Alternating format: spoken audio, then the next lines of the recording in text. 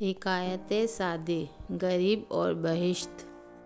دو آدمی قبرستان میں بیٹھے تھے، ایک اپنے دولت مند باپ کی قبر پر اور دوسرا اپنے درویش باپ کی قبر پر۔ امیر زادے نے درویش لڑکے کو طعنہ دیا کہ میرے باپ کی قبر کا صندوق پتھر کا ہے، اس کا کتبہ رنگین اور فرش سنگ مرمر کا ہے اور فیروزے کی اینٹ اس میں جڑی ہوئی ہے۔